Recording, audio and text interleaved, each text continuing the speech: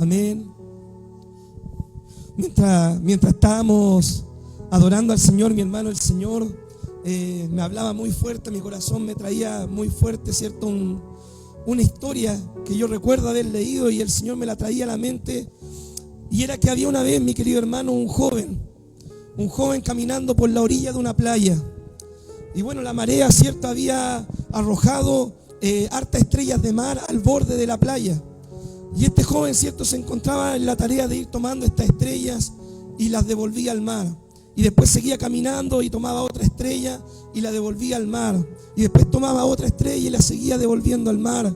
Y de pronto una persona más adulta, más anciana que estaba por ahí también vio esta situación.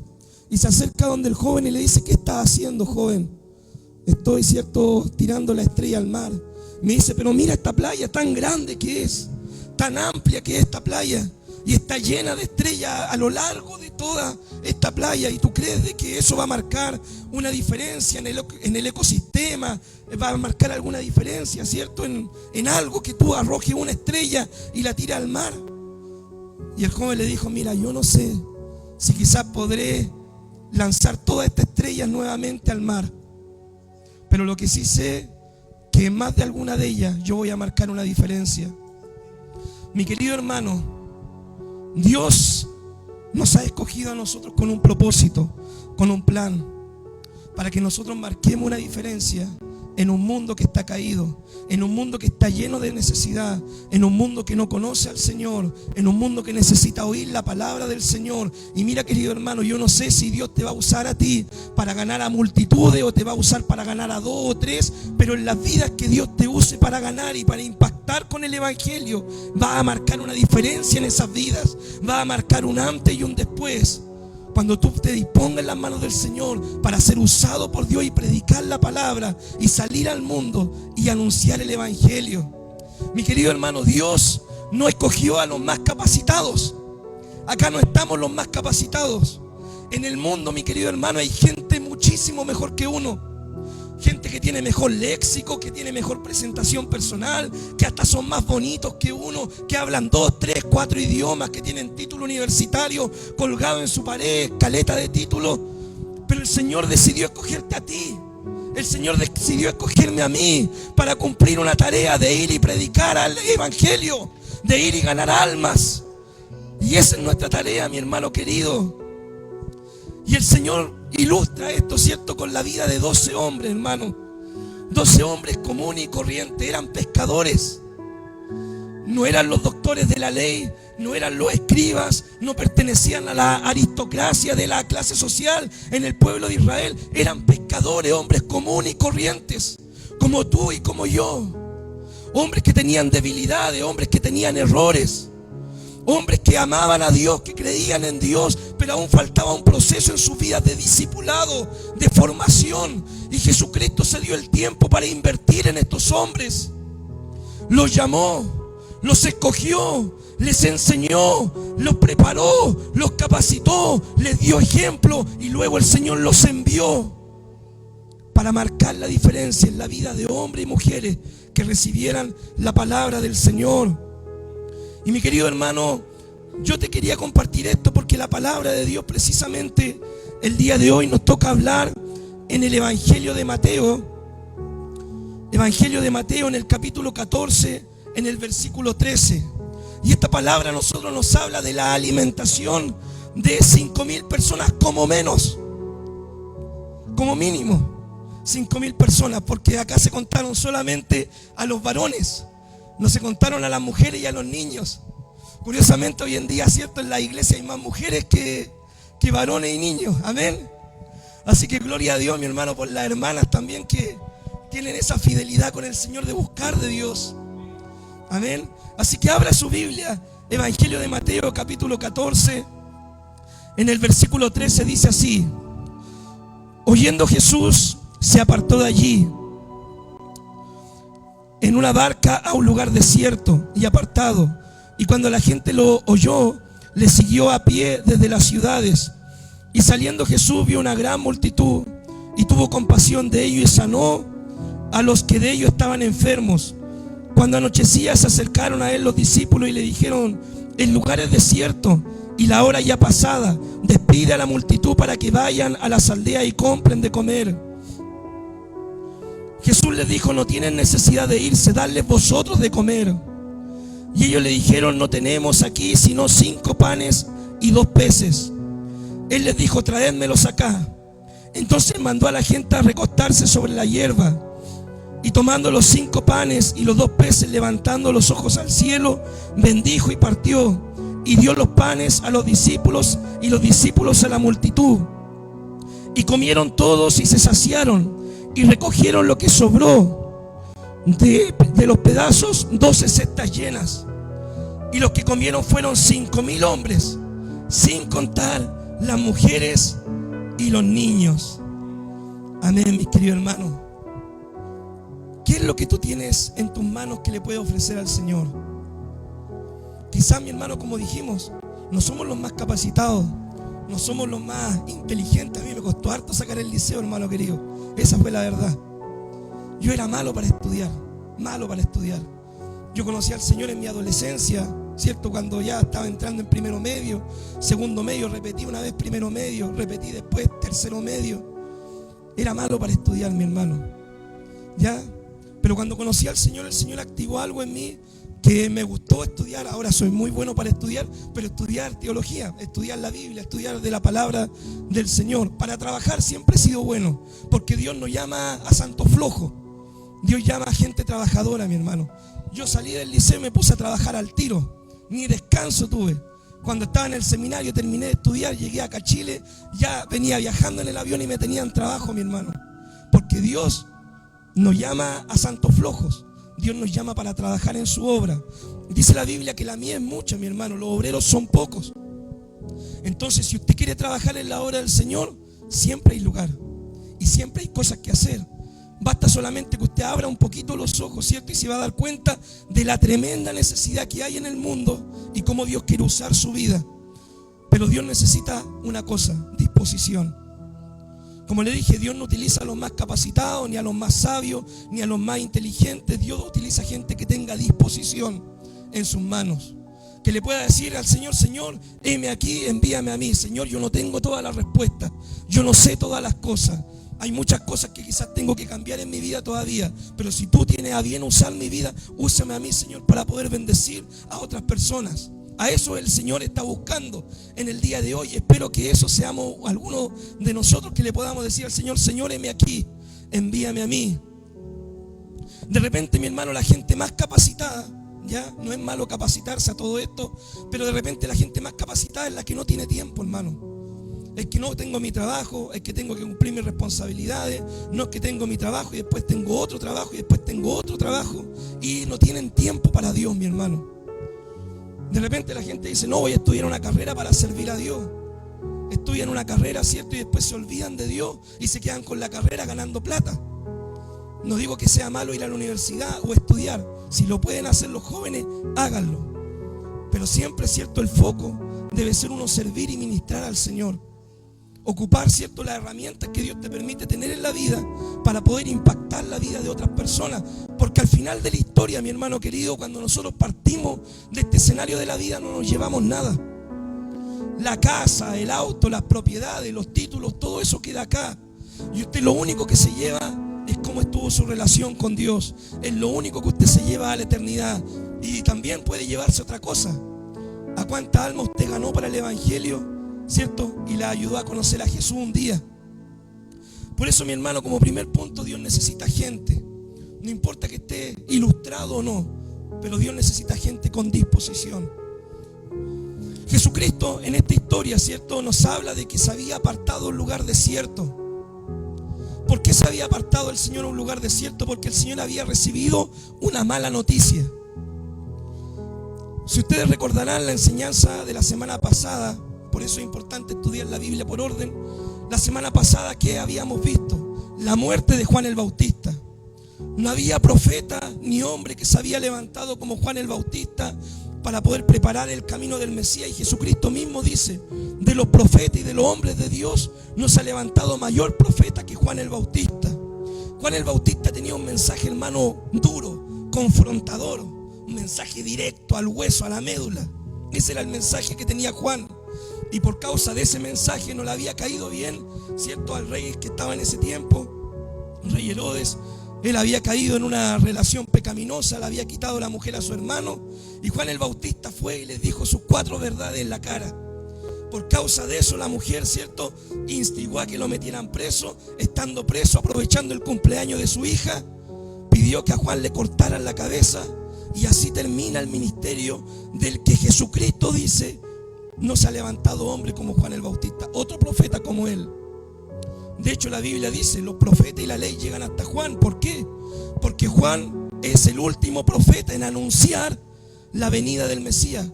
Juan fue el último profeta ya en el Nuevo Testamento que decía: yo estoy preparando el camino del Mesías.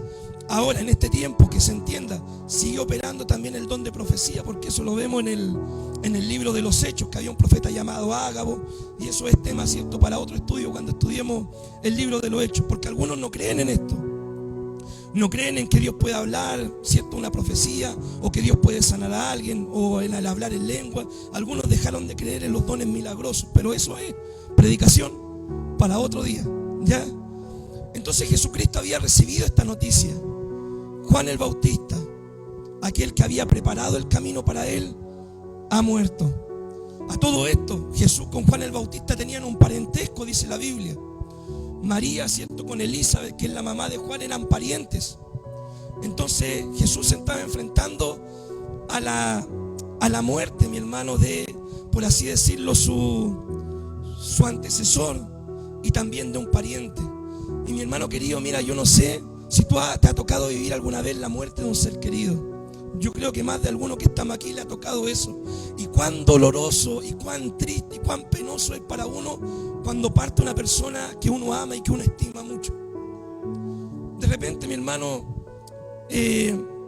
yo, por ejemplo, en mi vida personal no he vivido todavía la muerte de un pariente cercano. Claro, ha muerto mi abuelo y todo, uno tenía una relación, pero no era tan cercano, ¿ya? Había una relación, pero más allá, ¿cierto? Uno fue al funeral, me puse triste, recordé situaciones, pero más allá no me afectaron tanto. ¿Saben cuándo me dolió, mi hermano? ¿Saben cuándo realmente a mí me dolió la partida de alguien? Cuando, por ejemplo, murió mi hermana Angélica, mi hermano. Eso fue tremendo para mí. Me afectó muchísimo, hermano. Me dolió mucho, me dolió en el alma, hermano querido. Me acuerdo siempre cuando la hermana llegaba con sus alfajores, me venía a ver, conversaba, hermano. Fue una hermana fuera de serie para mí, era increíble, mi hermana querida. ¿Cuándo me dolió la partida de alguien? Cuando murió mi pastor Huerta. Hermano querido, no éramos línea sanguínea ni nada, pero murió él y era tanto el cariño, el afecto que tenía por él, hermano, que era puro llorar nomás. Cuando me enteré de su partida, cuando él todavía estaba agonizando, yo fui al templo, me acuerdo, y fuimos a orar, hermano, y era llorar y llorar y llorar, porque había un cariño, una estimación grande. Y eso sucede cuando hay un cariño con una persona, y es natural que si nosotros un día enfrentamos la partida de un ser querido que es bien cercano a nosotros, nos sintamos tristes, nos sintamos agobiados, nos cuestionemos, quizás preguntemos: Señor, ¿por qué? ¿Por qué pasa esto? ¿Por qué, Señor?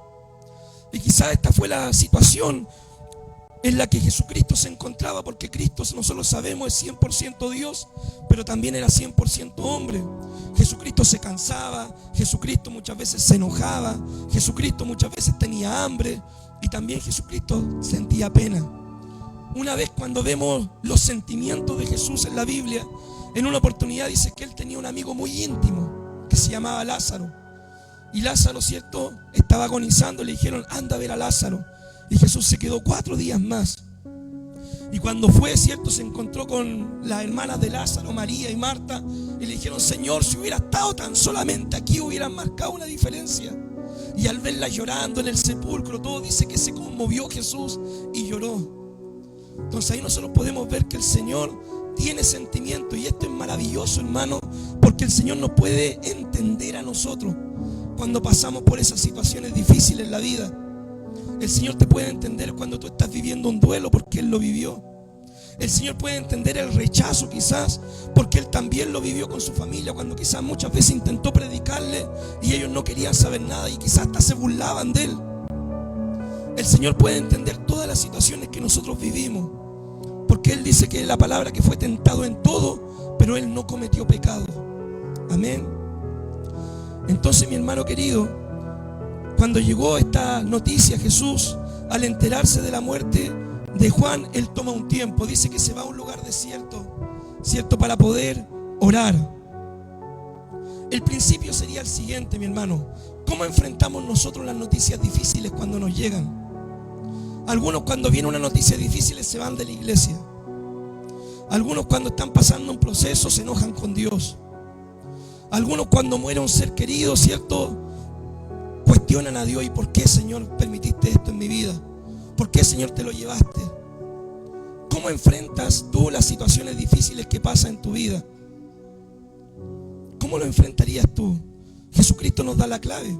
Jesucristo se retiró, se tomó un tiempo para Él, pero no tan solamente para estar un poco apartado de la gente, sino para orar, para clamar al Padre, para buscar fortaleza en Dios.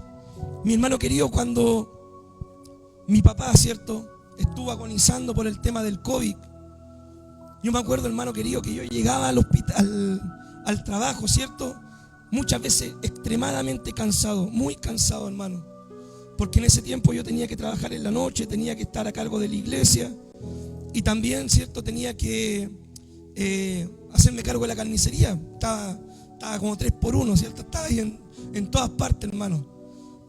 Y de repente llegaba tan cansado al trabajo, hermano, tan agotado físicamente, mentalmente, espiritualmente, que yo de repente llegaba y solamente me ponía de rodillas y le decía: Señor, quiero descansar en ti nomás. Y lloraba, hermano, lloraba, entregaba mis cargas al Señor, y Dios ahí me daba nueva fuerza para poder seguir un día más. Y hasta que el Señor resolvió esa situación, cuando la pastora misma, hermano, estaba enferma, ¿se acuerdan? Que casi nos quedamos sin pastora. Entonces yo, hermano, iba a trabajar, iba al hospital.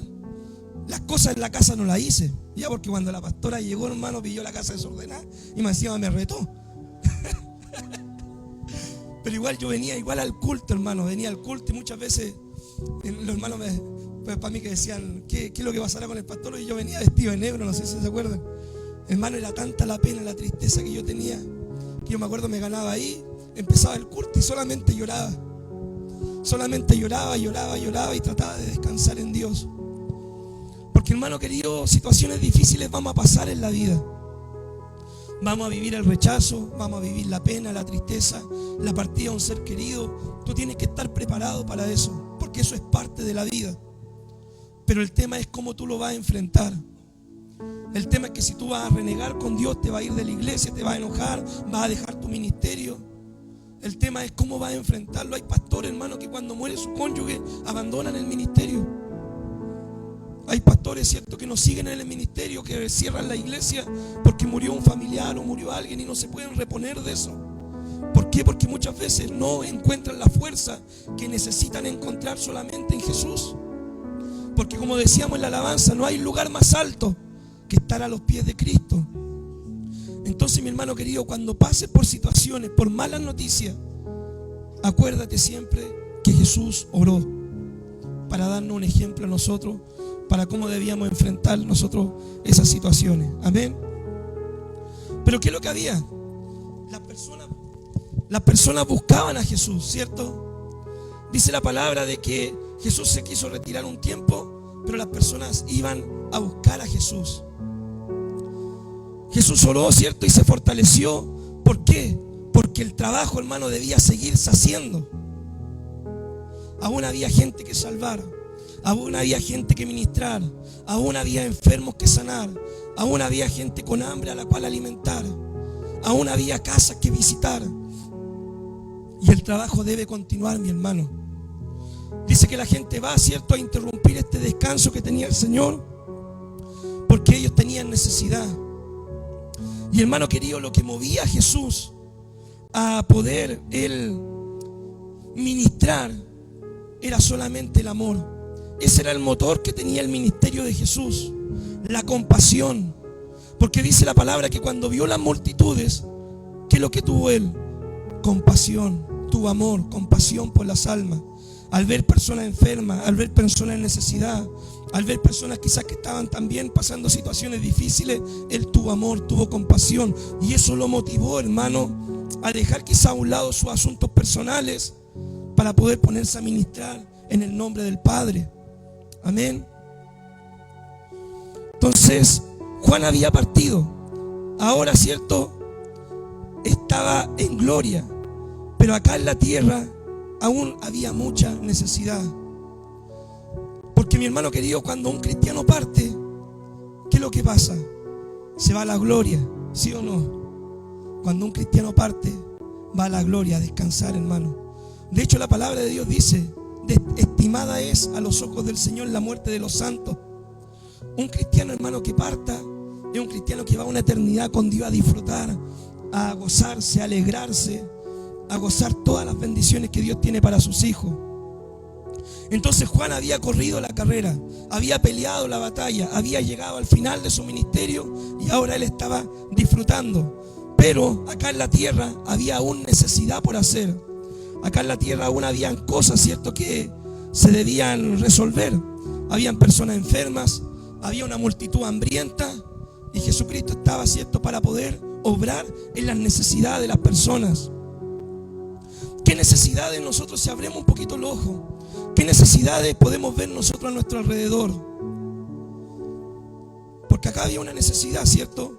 Habían personas enfermas y con hambre. Si nosotros, hermano querido, acá en Talcahuano, en Nueva Los Lobos, ¿cierto?, en los cerros, abrimos un poco los ojos, ¿qué necesidades habrá? Es cosa de ver solamente, mi hermano. Es cosa de ver jóvenes en la esquina parados que no conocen al Señor, que están esclavos de la droga. Es cosa de meterse un poco más a las poblaciones y ver de que están creciendo niños, ¿cierto?, en medio de un ambiente de delincuencia, de drogadicción, de tráfico, de armas.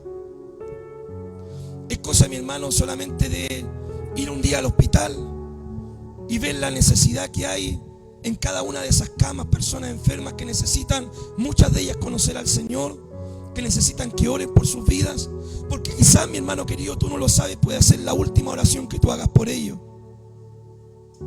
A mí, hermano, me ha tocado ir al hospital, orar por personas, presentarle el plan de salvación, 2, 3 días parten. Era para salvación la persona. Es cosa, hermano, de abrir solamente los ojos y decir: Señor, ¿cuál es la necesidad que tú quieres que yo cubra?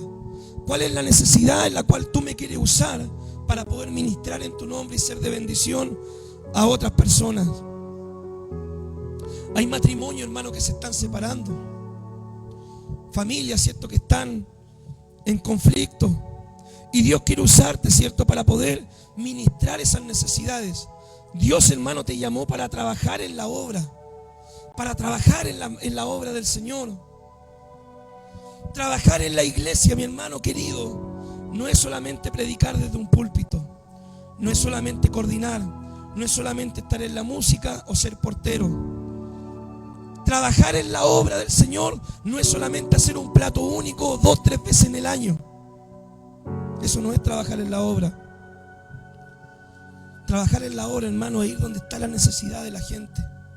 E ir a predicar el evangelio, ir y marcar la diferencia en la vida de un hombre, de una mujer que no conoce al Señor, y mostrarle que hay algo diferente, mostrarle que hay un Dios que le ama, que le quiere salvar, mostrarle, cierto, que un encuentro con Jesús va a cambiar una eternidad. Eso es trabajar en la obra. Y, hermano querido, el que quiera trabajar en la obra hallará también lugar. Es cosa, mi hermano, que usted me diga: pastor, no tengo tratado. Timbramos unos tratados, le entrego 100 tratados si quiere, y salga a predicar, hermano. Salga a invitar a los vecinos, ¿cierto?, cual Samaritana, o como el Gadareno, o como Mateo haciendo una fiesta para sus amigos. Pero es cosa de que, si usted quiere trabajar, vaya a ganar almas, porque ese es el trabajo nuestro como cristianos: ganar almas. Toda empresa tiene una razón de ser, mi hermano. ¿Cuál es la razón de ser, por ejemplo, de McDonald's? Vender hamburguesa y ganar dinero. ¿Cuál es la razón de ser, por ejemplo, de una institución, un hospital? Sanar a los enfermos. ¿Cuál es la razón de ser de la iglesia de Dios? Ganar alma. Ese es nuestro último mandato que nos dejó Jesús, pero debe ser nuestra primera prioridad en el día de hoy. Y, hermano querido, La playa es muy ancha. Es muy ancha la playa y hay muchas estrellas todavía botadas en el borde de la playa. Y una persona es muy poco para hacer la obra. Y Dios te necesita usar a ti. Y Dios te quiere usar a ti y a mí para seguir marcando la diferencia en la vida de muchas personas y seguir alcanzándolas para Cristo. Mi hermano querido, yo no sé si un día vamos a ganar a todo el pasaje o a toda la población o a cuántas almas vamos a ganar. Eso lo sabe Dios solamente. Muchas veces, cierto, nos sentimos como que estamos tirando solamente un vaso de agua en el mar, en un vasto mar. Pero mi hermano querido, no pierda la esperanza, porque todo trabajo que usted haga para el Señor tiene una recompensa. Amén. Los discípulos, cierto, le dicen: Señor, no hay pan. No hay pan, Señor. Mándalo a su casa, que se devuelvan con hambre, en ayuna, porque no tenemos plata y no tenemos pan para mantener una multitud tan grande. ¿Cómo nos encontramos hoy día los cristianos? Hoy día los cristianos estamos igual que Pedro y Juan. Mira, no tengo plata, no tengo oro, pero lo que tengo te doy. Pero nos falta esa parte, ¿cierto? Porque Pedro y Juan dicen: no tengo plata, no tengo oro, pero lo que tengo te doy. Y ellos tenían la unción del Espíritu Santo. Y nosotros necesitamos tener eso, mi hermano querido, la unción de Dios. Y con la unción de Dios podemos marcar una diferencia. Podemos no tener tantos recursos materiales. Podemos, mi hermano querido, no tener todas las capacidades, todos los estudios.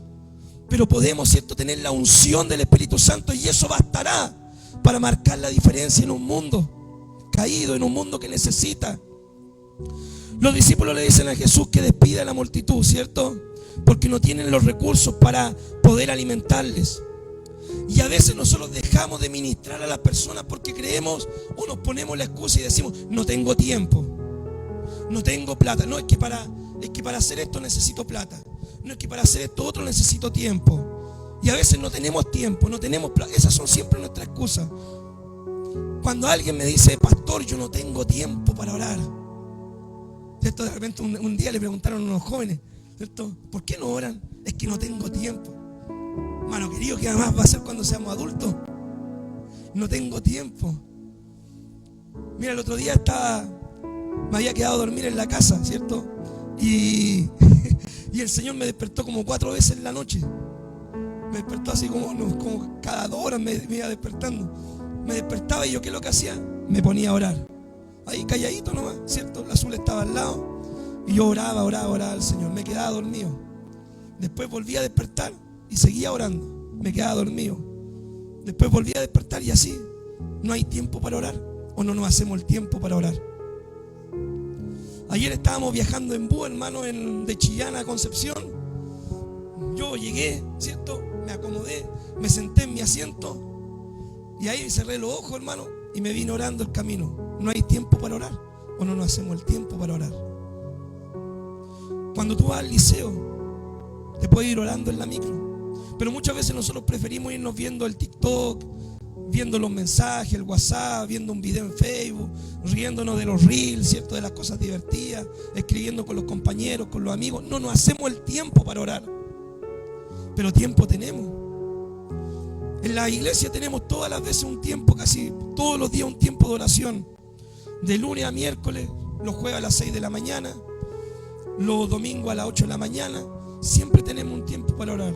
Si te cuesta hasta orar solo, tenemos un tiempo para orar juntos. Pero muchas veces no nos hacemos el tiempo. ¿Por qué, mi hermano? Porque uno de repente no se hace el tiempo para las cosas que no le importan. Porque si fuera algo que realmente nos importara, le dedicaríamos el tiempo y no haríamos el tiempo. Esa es la verdad.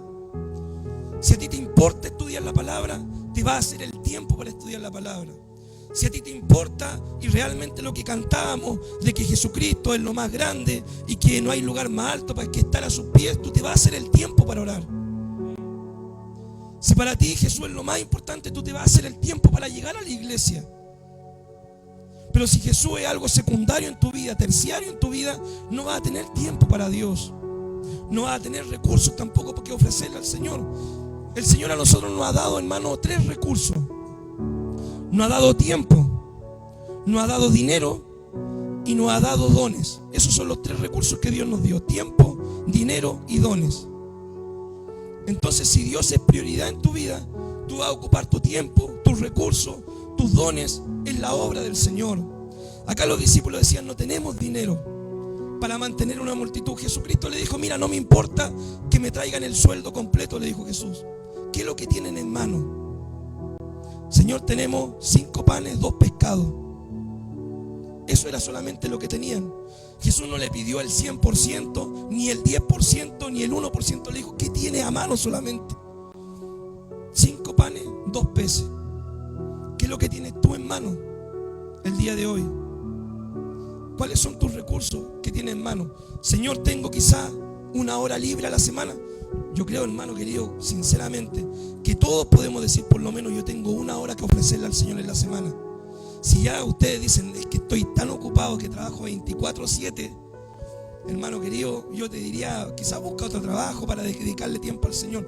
Pero yo creo que todos, por lo menos en una semana de 7 días, tenemos 1 hora para ofrecerle al Señor. Me refiero a 1 hora para ofrecérsela en servicio al Señor. No solamente en venir al culto a adorar al Señor, porque, hermano, el culto es para uno prepararse, capacitarse, aprender, instruirse, fortalecerse, animarse. ¿Por qué? Porque mañana es lunes. Y mañana, hermano, hay que volver a la realidad. Mañana vaya a tener que ir al trabajo. Te vas a encontrar con ese compañero complicado. Te vas a encontrar con ese jefe que te reta. Te vas a encontrar, ¿cierto?, con ese profesor que te va a sacar una mala nota si no te pusiste a estudiar. Te vas a encontrar con los amigos que quizás se van a juntar en su grupito y te van a dejar aparte. Te vas a encontrar con tu realidad mañana lunes. Entonces el culto nos fortalecemos, nos llenamos, aprendemos para enfrentar una semana más. Pero durante la semana, yo creo que todos tenemos como mínimo 1 hora para decirle al Señor: Señor, mira, no soy el más capacitado. No tengo todos los recursos, no tengo todo el dinero del mundo, pero tengo esto, Señor, tengo 1 hora de mi tiempo. ¿En qué puedo ocupar, mi hermano querido, esa hora? Si tú eres líder en la iglesia, puedes ocupar esa hora llamando a cada uno de los miembros de tu ministerio para orar por ellos. Si tú eres consejero en la iglesia, puedes ocupar esa hora para visitar 2, 3 hogares en las casas de los hermanos y orar por sus vidas. Si a ti te gusta evangelizar en la iglesia, puedes dedicar esa hora para tomar unos tratados y salir a predicar a los vecinos. Si a ti te toca, por ejemplo, tiene un familiar enfermo, alguien en el hospital, tú puedes decirle: Señor, mira, yo me voy a hacer un tiempo este fin de semana, este sábado, para ir a ver a esta persona y voy a ir a orar con él. No le voy a decir: pastor, vaya a verlo. Porque, hermano querido, el gran secreto el pastor va a ir. Pero el que se va a llevar el galardón va a ser el pastor. Y Dios te lo quiere dar a ti. Amén. Porque, hermano querido, cuando Dios te pone una necesidad es para que tú la ministres. Para que tú vayas al hospital, para que tú vayas a esa cárcel, para que tú vayas, ¿cierto?, a ese lugar de necesidad. Si tú vas un día paseando por el puerto y te encuentras con personas que tú ves que hay una necesidad, no es para que llegue a la iglesia y después empieza a decir: pastor, hay que levantar un ministerio, que hay que ir a ayudar a la gente que está en necesidad en el puerto. Es para que tú lo levantes.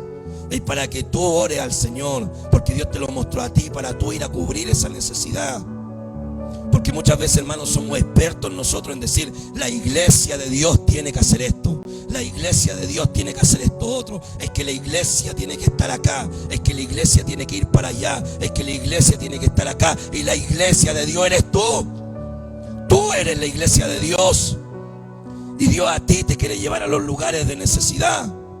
En primer lugar, mi hermano querido, Dios quiere usar tu vida para llegar a otros. Porque muchas veces podemos decir: la iglesia no hace nada, y nos estamos atacando a nosotros mismos. Porque yo soy la iglesia, tú eres la iglesia, y juntos formamos a la iglesia de Dios. Y Dios quiere usarte a ti, hermano, en primer lugar para ir a aquellos lugares. Así que, mi hermano querido, cuando usted venga un día y me diga: pastor, podemos levantar este ministerio, yo le voy a decir: hermano querido, acá está su certificación para que usted vaya, lo levante, para que usted abra los ojos a los ciegos, para que usted liberte a los cautivos, porque el Espíritu de Dios también está sobre usted y Dios lo quiere usar para predicar en este año, el año agradable del Señor. Amén. Porque yo también tengo mis responsabilidades. Yo también tengo que hacer mis cosas, mis tareas, y trato de cumplirlas. Amén. Mi hermano querido, uno no se da cuenta de repente lo que Dios puede hacer con 5 panes y 2 peces. Mira, te voy a contar una historia. Yo conocí a un pastor, se llamaba Claudio. Fue un pastor muy amigo, muy querido. Él me enseñó a trabajar en el ministerio hospitalario. Pero ¿cómo empezó él su ministerio? Él iba a visitar, ¿cierto?, a una persona al hospital que tenía cáncer. Iba casi todos los días, iba con esta persona, le predicaba, oraba, ¿cierto?, por esta persona. Él era cristiano, no era pastor en ese tiempo. Y él iba, solamente oraba y le predicaba. Y estaban en las camas del hospital regional muchas personas en las otras camas, porque en la sala hay 6, 8 personas por sala, ¿ya? Entonces él iba, le predicaba, oraba con su amigo. Dios en su soberanía decidió no sanarlo. Un día, ¿cierto?, su amigo se empeoró. Él lo fue a ver y se encontró con la realidad de que su amigo no estaba, había empeorado y ya después falleció. Y él, cuando llegó allá y se encontró con la cama vacía, dijo: bueno, yo, ¿qué más hago acá? Entonces él, cuando se estaba yendo, ¿cierto?, él cuenta en su testimonio de que uno de los pacientes de las camas con cáncer que estaban al lado de su amigo le dice: pastor, ¿y usted no va a orar por nosotros? Y dice de que eso fue una palabra, hermano, de Dios, que fue una palabra del Espíritu de Dios que le llegó a tanto al corazón. Y dice de que él no supo cómo fue, ¿cierto? Entró a la sala del hospital, se paró al fondo del hospital y empezó a predicar un mensaje del Evangelio. Cantó una canción, predicó y después dijo: hermano, si alguien quiere entregarse al Señor, puede hacerlo. Amén, pastor, yo, pastor, vamos a orar entonces. Y se puso a orar por las personas. Y así este hombre levantó un ministerio hospitalario por mucho tiempo, mi hermano querido. Ahora ya está muy de edad, no sé si actualmente lo estará haciendo, pero él fue el pastor que me enseñó a mí a visitar los hospitales. Él me guió, me mentoreó, me enseñó cómo debía hacerlo. Hermano querido, tú no tienes idea lo que puede hacer si tú dispones tus 5 panes y 2 peces en las manos del Señor. Si tú dispones tu tiempo, tu talento, tu voluntad, tu disposición en las manos del Señor, y tú le crees a Dios que Él puede, ¿cierto?, tomar tu vida, tomar tus habilidades, tomar tus capacidades y usarte para la gloria del Señor. Tú no tienes idea, mi hermano, hasta dónde Dios puede usar tu vida si tú decides creerle al Señor y disponer esos 5 panes y 2 peces y decirle: Señor, mira, no tengo mucho, no me sobra el tiempo, no me sobran los recursos, no soy el más ilustrado ni el más capacitado, no soy el mejor, Señor. Y eso es algo que siempre nosotros decimos acá en la iglesia: no somos los mejores. Hay gente mucho mejor que uno en el mundo y van a seguir levantándose gente mucho mejor. Pero, Señor, como Isaías, Señor, si tú estás buscando a alguien el día de hoy, Señor, heme aquí y envíame a mí. Me dispongo, Señor, en tus manos para que tú me uses para poder bendecir a otras personas. Así que, mi hermano querido, ese es el desafío, ¿cierto?, que el Señor nos plantea en el día de hoy. Ocurre un milagro, hermano, cuando nosotros le creemos al Señor. Los discípulos, ¿cierto?, colocaron estos 5 panes y 2 peces en las manos de Cristo. Jesús oró y esto alcanzó para poder alimentar una gran multitud. 5.000 hombres, sin contar mujeres y niños. Algunos dicen que la multitud pudo haber llegado hasta 10.000 o 15.000 personas. Imagínense, hermano querido, 5 panes y 2 peces solamente. 5 panes y 2 peces. Tú no entiendes que quizás, si Dios puede usarte a ti para ganar a una persona, esa persona se pueda convertir el día de mañana en un gran evangelista, en un gran pastor, que pueda atraer a multitudes al evangelio. Pero todo eso nació a causa de tus 2 panes, de tus 5 panes y 2 peces. Mi mamá, cuando me predicó el evangelio, nunca pensó que yo iba a ser pastor, ni menos yo.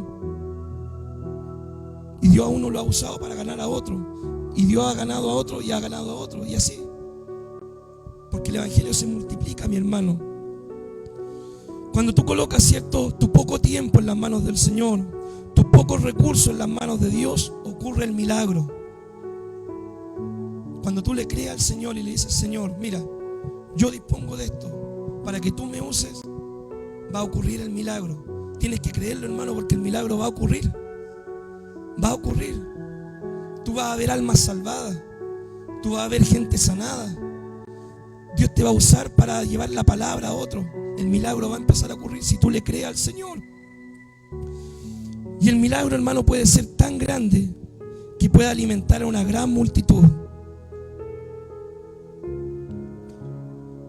Por ejemplo, mi hermano, si nosotros le decidimos creer al Señor y seguimos evangelizando todos los días sábados, vamos a poder ver, ¿cierto?, una gran multitud alimentada por la palabra del Señor, tan solamente consagrando al Señor nuestros 5 panes y 2 peces, 1 hora del tiempo a la semana.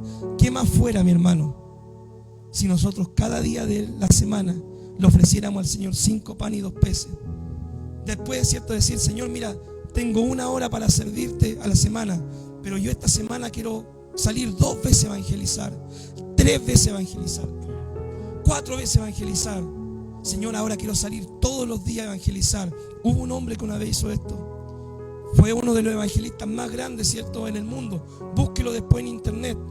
Se llama D.L. Moody. Él le dijo al Señor: Señor, mira, yo voy a dedicar por lo menos todos los días a poder evangelizar a una persona. Esa fue la resolución que él había tomado. Todos los días le voy a hablar de Cristo a una persona.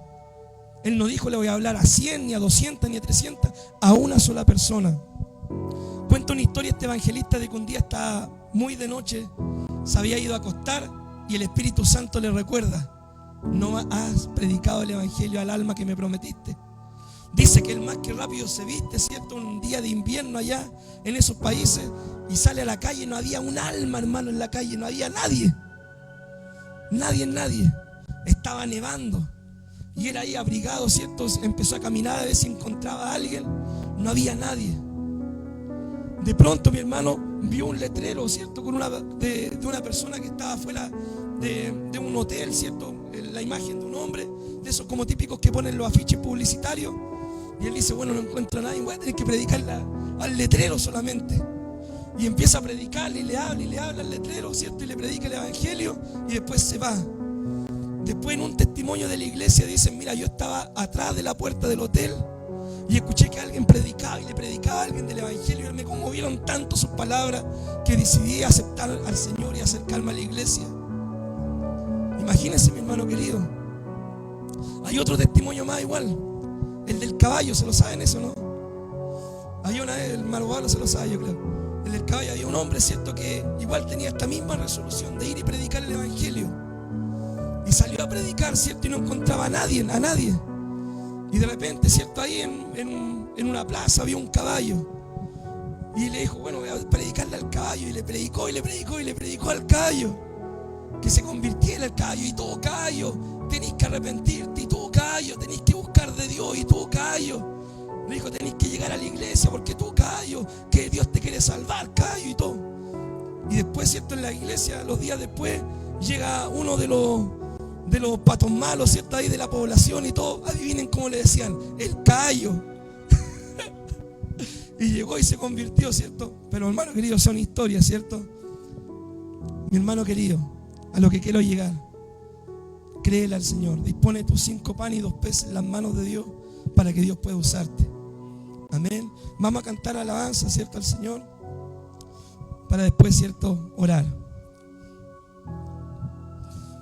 Padre, bendito Dios, gracias por este tiempo de enseñanza, por este tiempo que podemos predicar la palabra, que podemos compartir, Dios mío, tu evangelio, Señor. 5 panes y 2 peces, Señor, puesto en tus manos, marcaron una diferencia para una multitud. Te pedimos, Padre, que tú puedas usar nuestra vida, Señor. Amado Dios, amado Padre, nos disponemos en ti, Señor. Amado Dios, como dice, Señor, la alabanza, Dios, con manos vacías, Señor, venimos ante ti, Señor. Amado Dios, no tenemos nada que darte, Dios mío. Tú eres dueño de todo, Señor. Amado Dios, amado Padre, pero si tienes bien a usar nuestra vida, Señor, nos disponemos en ti, Señor, para que tú por misericordia y por amor a la necesidad puedas levantarnos, Señor, y puedas usar nuestra vida para predicar el Evangelio en el poder del Espíritu. Papá, está terminando este año 2024, Señor, y va a empezar el 2025. Padre, danos una unción especial para ganar alma en este año, Señor, en lo que queda y en lo que comienza este nuevo año. Danos una unción especial, Dios mío, para traer a las personas a tus pies. Una unción especial para predicar el Evangelio en el poder del Espíritu y poder marcar la diferencia en muchas vidas, Señor. Un encuentro contigo, Jesús, marca un antes y un después. Un encuentro contigo, Dios mío, marca una eternidad, Señor. Padre, y te rogamos y te suplicamos, Señor, ten a bien, Dios mío, seguir salvando almas por la predicación de la iglesia. Padre, te suplicamos, te imploramos, Dios mío, por favor, Dios mío, usa nuestra vida, Señor, para ganar almas, Dios mío. Por favor, Dios mío, úsanos en el nombre de Jesús. Amén, amén.